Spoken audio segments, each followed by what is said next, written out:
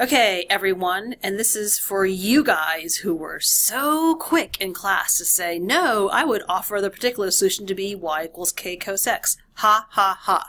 See, this is when you all kind of get in your little tirade and you start feeding off of like, no, that goes there and this goes here. I will prove you wrong. Okay, so the sad thing is I did this whole screencast all the way through,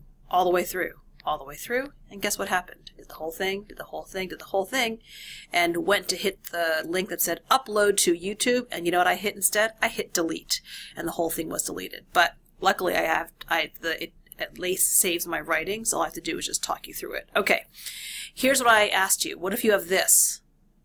If you have this, right, you were saying in class, all of you, and I don't remember who all of you was, but it was a couple of you, you were saying let the particular be y equals k cos x. Okay? And what you told me was, here's me finding y prime, y double, here is me plugging back into the original. Okay? And what you find here is, look, see? If you let y equals k cos x, when you input back in,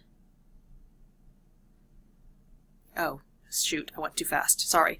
When you input back in, right here, there is no value of k that will make the left-hand side equal the right-hand side. In other words, there is no value of k that will simultaneously cancel out the cos x terms and leave you with 2 sin x. You understand? In other words, clearly here, we need k to equal 1 to be left with 2 sin x. But if k equals 1, cos x negative cos x and negative 24 cos x will not cancel out. That was the point I was making. So, proven wrong class. But you know what? When you're proven wrong, it's a moment to be humble and grateful, as I often am. Now, I think someone said if the coefficient of y double and the coefficient of y are just opposite, like negative 24 and positive 24, or positive 1 and negative 1, then yes, certainly that will cancel out, okay? But that's definitely a caveat. And when there are caveats, with enough caveats, it ceases to be generalizable. So that is one case where it will work. I guess one thing to offer, though, is if the coefficients are opposite, if the coefficients were opposite, is it possible? Actually, I had a question and I was kind of in thought, so I'm going to kind of think of that question and move on when it kind of fully congeals, okay? In any case, so the question I was leaving you with was then, seeing as how for this diffie-q, this proposed particular does not work out, what would the proposed particular be? What should it be? And here it is. The proposed particular would be y equals a constant times cos x plus a constant times sin x. Now, of course, this constant and this constant need not be the same, so I call it k1 cos x plus k2 sin x, okay? And what's going to happen here, you'll notice, is that if this is my proposed particular for 2 sin x, when I take the first derivative and the second derivative, okay, and then I sub these into the diffie-q, and again, I was doing this in live time with you before I deleted the screencast. When I sub these into the diffie-q, I do get this. Okay? Then what I did was I distributed accordingly, and then I collected like terms. In other words, these two blue are like terms, these two pink are like terms. And what I get is now here. Okay? Now, notice that these two, negative 25 k1 cos x minus 2 k2 cos x, these two have to cancel, which means that negative 25k1 minus 2k2 has to equal the coefficient of cos x on the right-hand side, which is 0. Here is one equation. Similarly, when I collect like terms here, I have negative 25k2 plus 2k1, that has to equal positive 2. And here is the second equation. All right, so this is an example, and again, you see why this method is called the method of undetermined coefficients. What you're finding here are the undetermined coefficients of your particular solution. That is the whole point. The method of undetermined coefficients is the method of finding the coefficients of the particular solution. If you wanted to write that sentence down, therein encapsulates what the method of undetermined coefficients is attempting to do. It's attempting to find undetermined coefficients of the particular solution. Now, this is just straight up Algebra 1 / Math 1. Here I am solving for K1 and K2. I use the substitution method right here, right here, right here. K1 equals 4 minus 25 squared over 4. I know I can figure that out. I think it's 4 minus 625 over 4. Okay, well, you all can enjoy playing with that. Then I found K2 by subbing in K1, right? K2 equals K1 times negative 25 halves. That's this, which is this. So I've just found K1 and K2, and don't forget, K1 and K2 are the coefficients of my particular solution. So at the end of the day, my final general solution is y equals, this here is the general solution to the associated homogeneous differential equation, which I had done right here on the side. I kind of made a side note over here to say, well, what is the associated homogeneous equation? It's right here, right there, right? I'm just going to wait in the wings until I finish. At the end of the day, this is my general solution. So just to be clear, I hope I dashed some truths, but I hope that you enjoyed that experience. Now, here's a question for you. What about this? Second order, diffie-q, constant for g of x. Try it on your own and then replay for answers. Okay, so this is where I hope you went with this. So when you're thinking of the proposed particular solution, I bet there are some of you who thought, well, maybe I can take y as just some generic quadratic function, because I know that taking a quadratic function's first and second derivatives will ultimately get me to a point where I have an expression involving only second derivatives, a second derivative, which is a constant, a first deriv, which is linear, and then a third deriv, which would be, oh, never mind, we don't take third derivative here, okay? So some of you may have thought, well, let's let y be a generic quadratic, and then maybe some of you thought, well, couldn't y just be a generic linear function, right? Or couldn't y just be a constant function? Couldn't any of these have been a proposed particular solution? Well, let's see what happens. So let's take a look at person 1. Maybe someone thought maybe y could be just some generic quadratic. And again, this is the method of undetermined coefficients. If this is your proposed particular solution, your goal is to figure out what K1, K2, and K3 are, okay? So what I did here, I worked out the case where this is the proposed particular solution.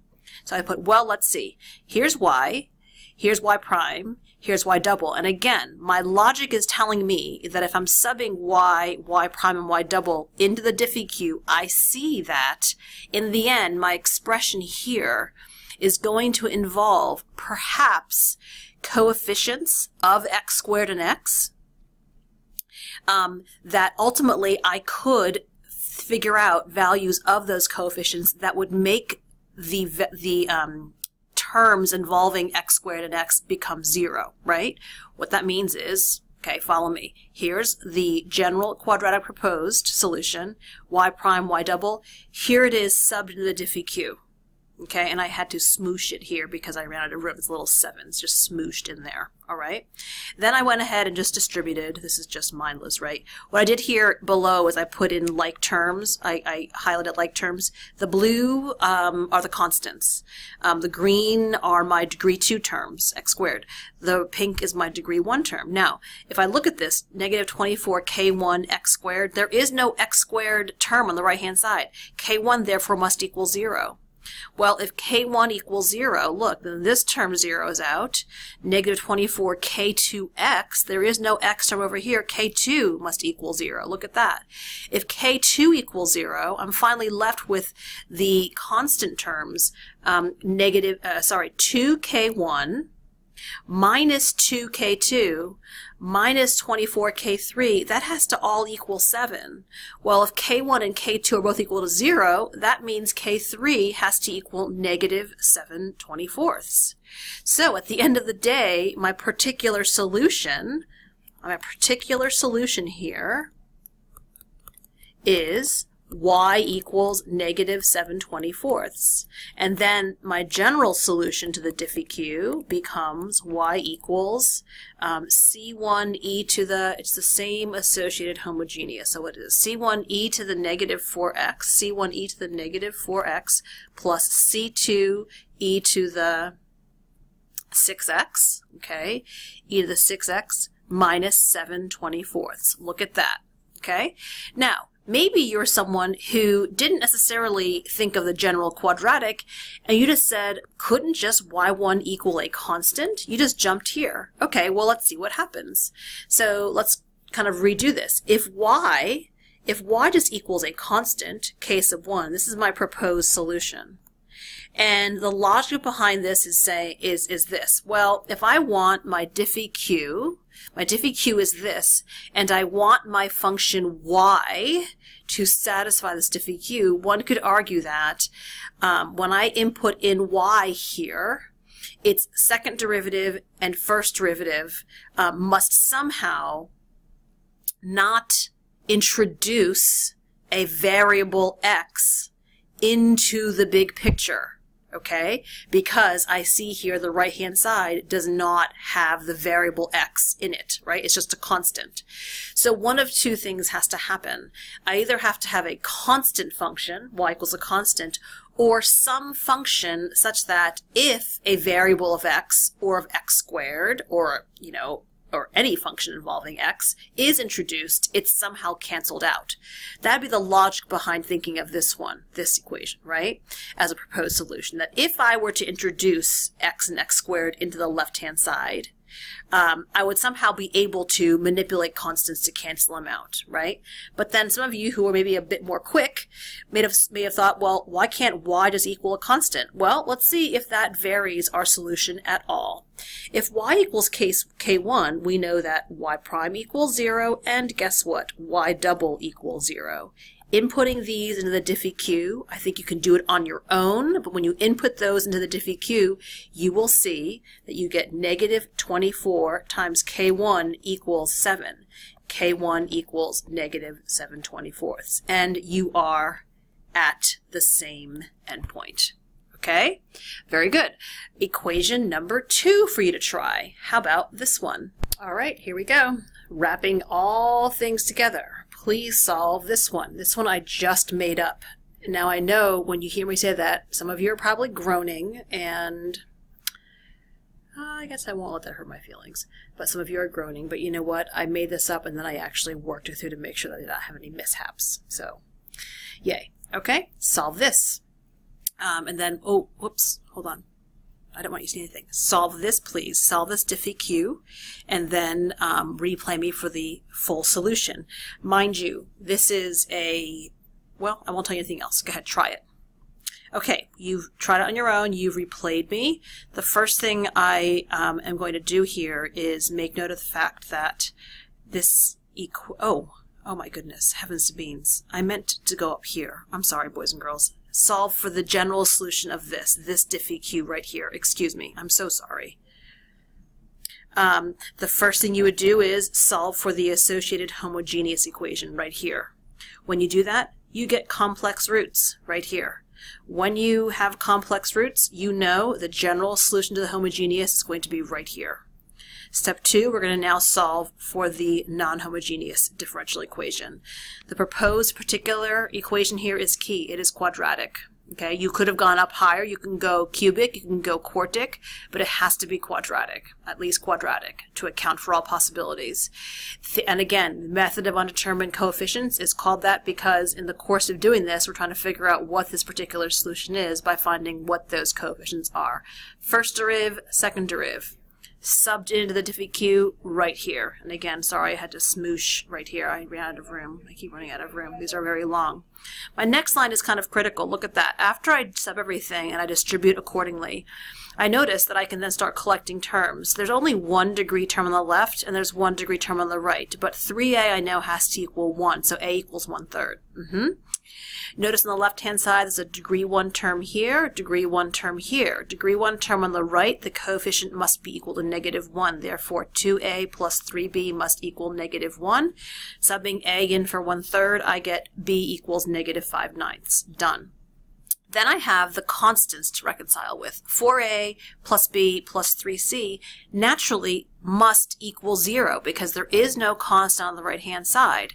Okay, and then when you set 4a plus b plus 3c equal to 0 and sub in what we just found for a and b, we find that c equals -7/27. All this, I'm just flying through it. Basic math. Tendency also to make many careless mistakes, which I find I do, well, just, all the time.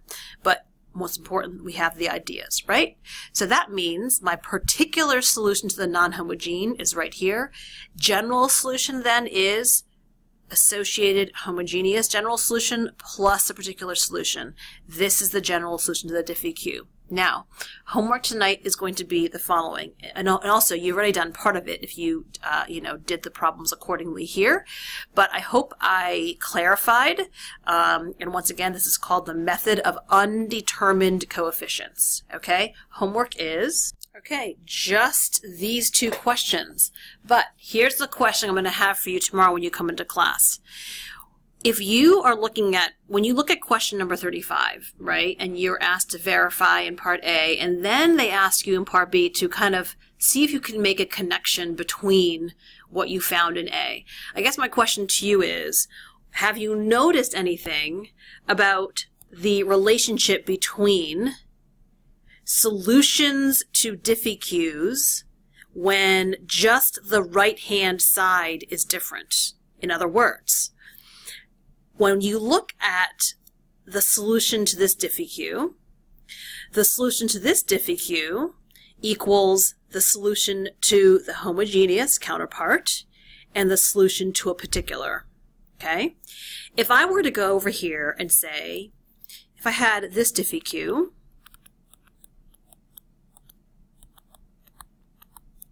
I'll just toss this in here, okay? Okay, I don't know why that just happened. That's very odd. It just is deleting on me. Why is that happening? I don't know. Hang on. Okay. If I had this Diffie-Q and this Diffie-Q, and notice they just differ by what's on the right-hand side. If you found the solution to this Diffie-Q and found the solution to this Diffie-Q, what do you think the solution to this Diffie-Q would be? Really, the question here is the following. If you have the solution to a Diffie-Q set equal to g of x, and the solution to a Diffie-Q set equal to f of x, what do you think the solution to a Diffie-Q set equal to f of x plus g of x would be? And that, ladies and gentlemen, is kind of the piece de la resistance. That is the moment. This is like, well, it's not the moment. It's a moment. And with that, good night.